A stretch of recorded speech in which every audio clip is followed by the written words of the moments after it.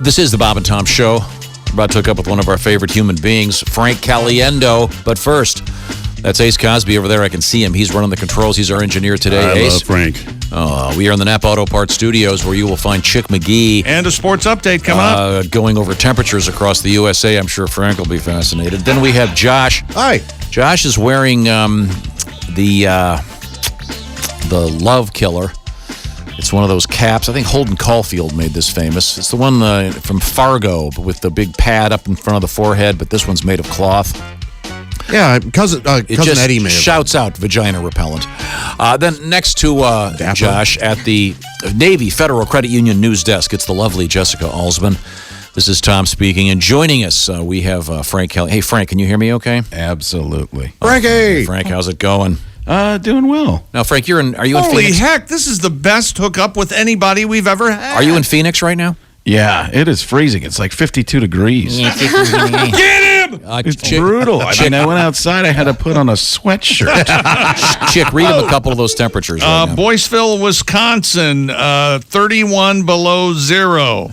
Dodge Center, Minnesota, 34 below zero. Actual temperature. Yeah, this is the air temperature. Minot, North Dakota, minus 32 degrees. So one time there was the polar vortex in Milwaukee. It was coming through Milwaukee. I don't know how it moves. I don't understand this stuff. But I got off a plane coming from Phoenix to Milwaukee, and I had dressed for Phoenix weather.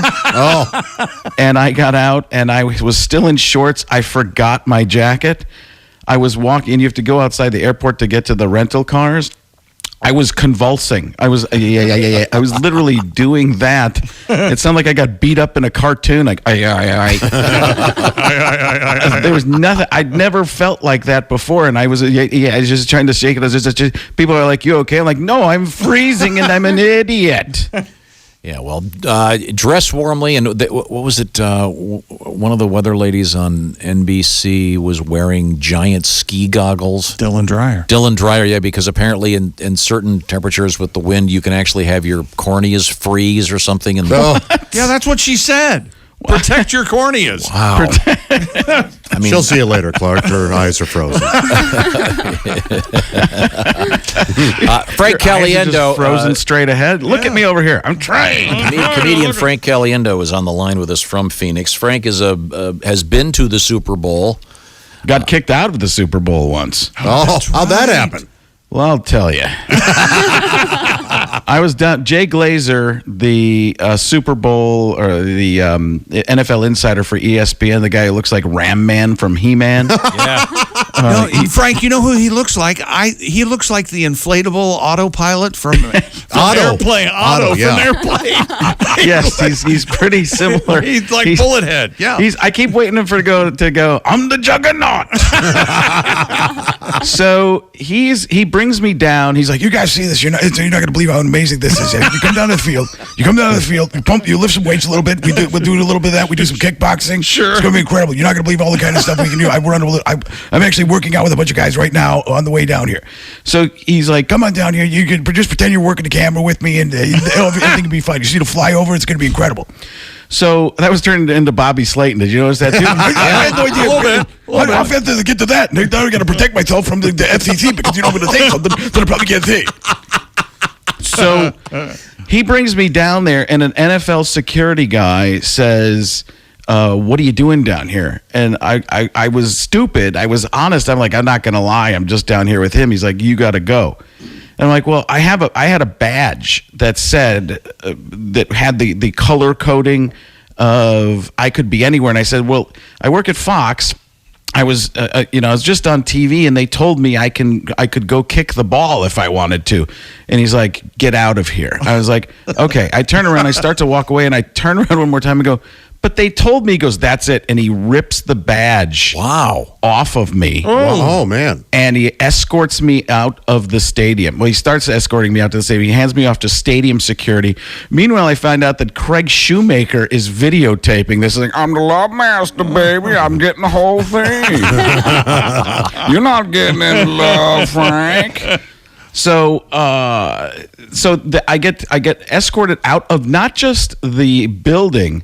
they tell the guy to escort me off the grounds. So now I'm outside of the grounds. This is before cell phones are really that big. I don't even know if I had a cell phone with me. And I mean, there were cell phones, but I can't remember what the situation was with the cell. Maybe I did use it to finally get somebody in the camp of Fox. And I finally got a hold of somebody. I snuck back in because some security guard was talking to some girl, and I just went by him eventually. And I got in, and I got back to the camper or the trailer, and said to the president of Fox Sports, I go, I don't know what just happened, but I got kicked out of the Super Bowl. I swear I wasn't starting trouble. I was just down there with Jay, and he said, you could come down here, but you never know what's going to happen. So what? And the president of Fox Sports ended up writing a letter to the NFL saying this is ridiculous. He's one of our people. He should have been treated at least more kindly. Well, if you had the right badge, why didn't the guy let you in? Well, you can get down there for the flyover. You can get down there, but as soon as kickoff comes, they pretty much clear everybody who isn't doing a job out of there. That makes sense. So if you are specifically there to take pictures for a giant national or international outlet, or you're doing the game, you can be down there. I didn't understand that. The people just told me, you can kick the ball. And I'm the one who got kicked, you know what I'm saying? Was that where you almost met George Bush? No, that was a different Super Bowl. That was the one I got kicked out of was Jacksonville. And if there's a place you're going to get kicked out of, Jacksonville's not the best place because you're outside of the stadium and there's nothing right there. That was in Dallas, and that was Jerry Jones was sitting up there, and he was in between John Madden and between George W. Bush, and they're just talking back and forth. Hey, what kind of skin products do you use? Surgery. And they pull it back there, and then it's like, sure, you got hooks in the back of your head. So I got past. I didn't get past. The Secret Service let me through because somebody from one of the news stations that I knew let me through. And then they didn't. I could have just gone up there probably and tried to interrupt, and stupidly I didn't. But the PR guy said, "No, just wait and see what." It was very nice. He was very nice, but he said, "Just wait and see." But they kept talking to Jerry Jones. Then they didn't want to interrupt him. And I remember Jamie Foxx was up there. He didn't get and talk to them either. But he was up there wearing sunglasses in Jerry Jones' booth. Made no sense to me. Oh God, jackass! And let's see who there were some other people up there too. But Laura Bush comes up to me and she goes, "Oh, we just saw you on television this morning. George and I enjoyed it." Oh, what could you tell him? I'd like to go talk and just get on TV in front of 100 million people between him and two of my most famous impressions ever. God, that would have been so. Had you worked up in your head what you were going to say to the president? I mean, were you going to? Hey man, what's up? How's it hanging? Did you know that his father, the late George H.W. Bush, was a lover of, shall we say, the bawdy joke?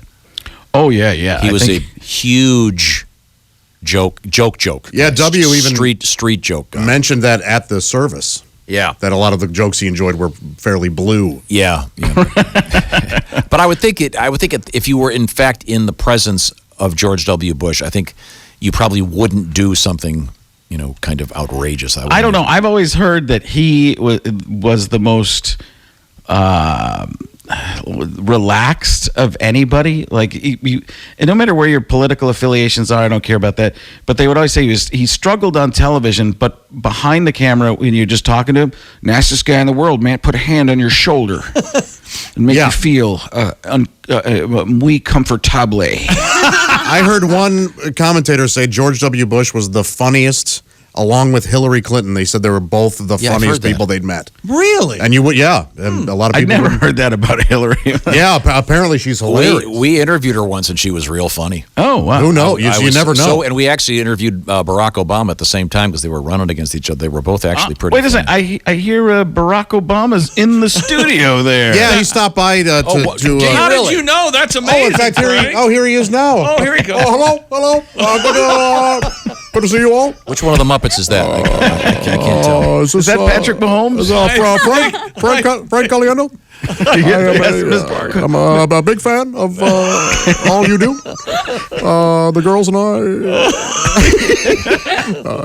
really enjoy your voice. Josh, is that your Tom Waits? I can't quit. Do you know who else is supposed to be incredibly funny?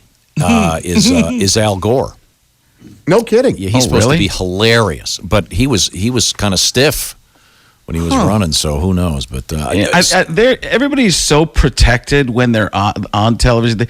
They don't try to be that funny. I don't think most of the time because they're trying. They don't, and especially nowadays, you say one thing that could be taken the wrong way, you're done. God. Yeah. So I think that's it's almost even talking to you might be toxic. Did you know they talked to Frank Caliendo? Frank Caliendo once got off an airplane wearing shorts. Like, oh my God! Right. There's a reality to that. Now, what of your most famous impressions? Which people have you actually met in person, and have you done your impression of them in front of them? You did. Well, I know you famously did.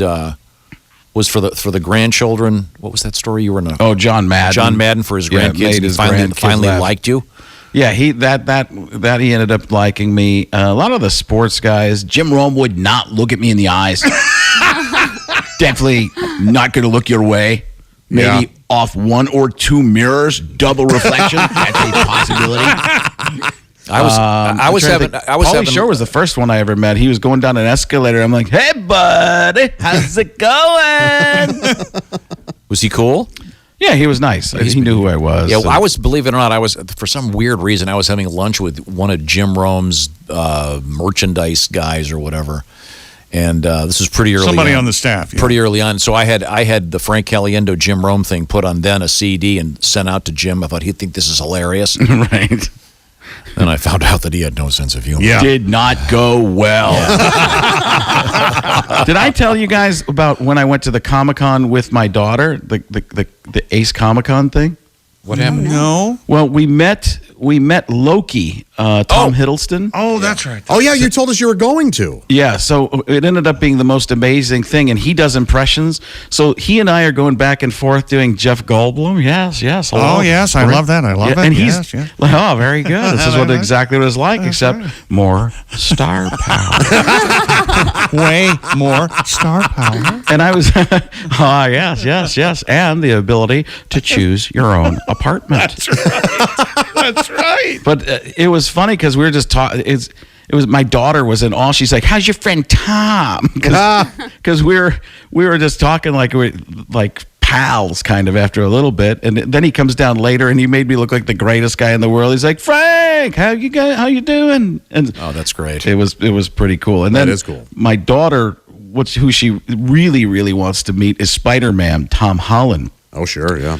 So I went to this Comic-Con, and it's in the back room, the green room kind of thing. I'm just sitting around. They go, there's Tom Hiddleston over there. And I'm like, really? So then I call my wife and daughter down, and they come down, and they end up meeting him. And the whole thing was the agent it wasn't his agent, but another agent that was for this other guy from Kingsman says, "Hey, Frank." And I'm like, "Hey, how are you?" He goes, "I'm your agent." I'm like, I had no idea. You get me any work lately? What's going on? So then I had free reign in that whole area because they all knew me. So Tom Hiddleston talked with him for like 3 times actually throughout the day. And he was so great with the fans. It was unbelievable how many, it's expensive. You take the pictures, but he was letting people do all kinds of props and put on costumes. It was incredible. But his agent turns out to be Spider-Man, Tom Holland's agent. So my daughter is like in heaven because that's who she really, really wants to meet of all the Avengers. So that could be a possibility someday. So I was like more than super dad. I was earth-saving dad. It was I saved the entire unit. I was an Avenger. I was Dad-Venger. Frank Caliendo is our guest. Frank, by the way, is also a podcaster, besides being a great stand-up comedian, television personality, and actor. The Alan Frank Try to Be Serious podcast is out there, as is the Comic Playground, where Frank learns about comics. Find out all about all that stuff by going to Frank's website. And by the way, Frank, again, thank you. Ace Cosby wants to thank you for getting him the John Gruden signed football. Because great guy. No, that's one of the guys you've done Gruden for Gruden many times. Which is I tell you what, man, that's tremendous right there. I love signing that football for Ace Cosby, man. You're my ace, man. I might draft you in the first round, man. Let's talk season tickets. Hey, where are they going to be? What season? What place, man? What city? Yeah. I just saw Mel Kiper Jr. This is kind of his time of year. Do you know, he's the famous college football analyst that knows all about from his basement. He started the whole draft industry. That's the amazing thing about Mel Kiper Jr. That before him, people didn't really care about the draft, and he would put together these draft books by himself. And people are like, you're crazy. This is never going to be anything. And ESPN turned it into a full industry, and now NFL Network and everybody's in on the combine. I mean, that's amazing how much the NFL takes over an entire year. It's not just their season, but Kuiper's the kind of guy, does a tremendous amount of research every single morning while I'm eating a piece of pumpkin pie. Did you ever hear that? He eats pumpkin pie every day, to the point where if I eventually I'm going to become a pumpkin pie and I'm going to spit out seeds. What? Really? I like him even more. He's just wonderful.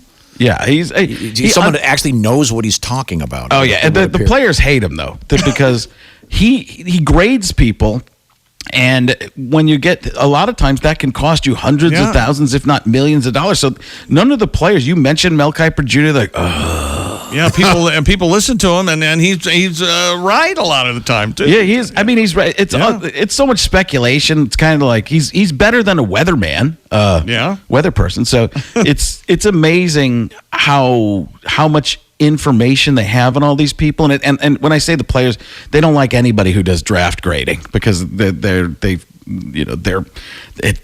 can end up costing them so much money. Some of them like it because they get graded so highly. The length of an NFL career is getting shorter and shorter and shorter.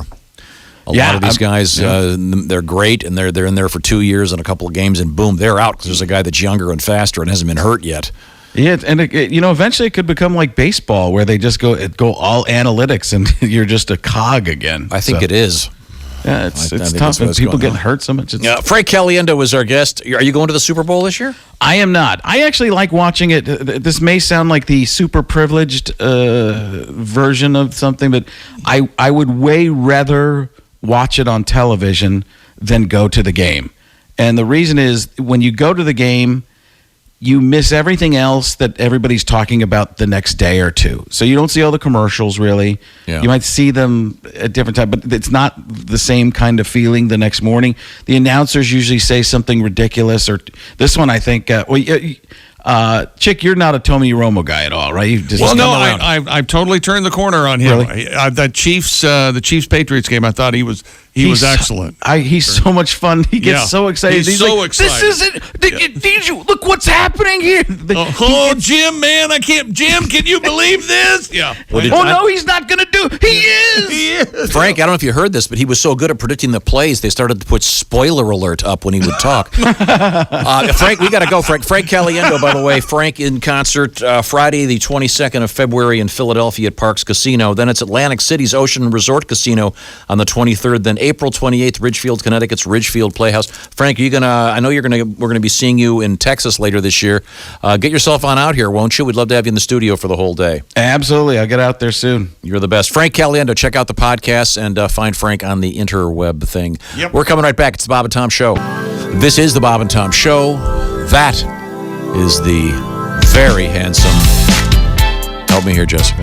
That is the very handsome... Ace Cosby. Correct. Well. And Chick McGee and Josh Arnold. And Tom Griswold. We're done. And Dean. You're a pleaser. Aren't you a pleaser? I am Trying a to keep pleaser. everybody happy. You want to mention your boyfriend, Donnie? And Donnie. Donald. And then Oskay. Okay, there you go. J-Dog right there. These are all. Yeah, now it We're feels all more like a covered. lie, doesn't Yeah, it? it does. Okay, Yeah. okay, Get in good. line, None of it's boys. special anymore. Yeah. Get in line, boys. These handsome men are all in the Napa Auto Parts studios with the lovely Jessica Alsman, sitting in for Christy Lee, who's at the Sundance Film Festival. It's probably warmer there than it is for most of the country. Jessica's poised at the Navy Federal Credit Union news desk. Thank you very much. And our banana experiment has come to an end. Oh, so you put a banana outside earlier to see if it would freeze hard Arguably- enough to where you could pound a nail into a piece of wood. Who gave you this stupid idea? I was watching my favorite TV show this morning, and they on the news, and they were doing it, and I said, "Yes." Oh, sorry, it's a great idea. It's the equivalent of frying an egg when it's hot. No, it's Pound a not. banana. You pound a nail with a banana. Sure, people did this forever when TV was invented.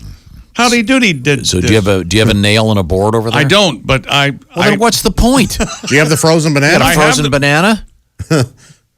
I have the frozen banana. All right. See if you can guess which banana is frozen. Okay. I'm going to drop them both on the counter. Okay.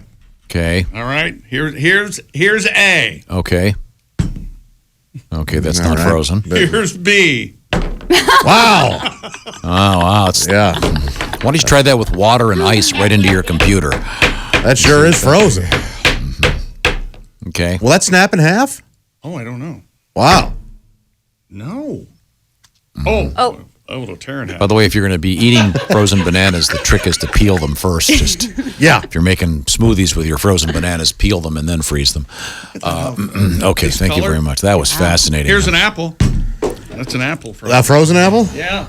See if you can throw that up in the air and catch it with the top of your head. Don't they make frozen bananas on a stick with chocolate on them? Oh, the Bluth Sure. banana Yeah. stand. Sure. That's a worldwide sensation. Fascinating. There's always money in the bananas. So the point is, it's cold outside.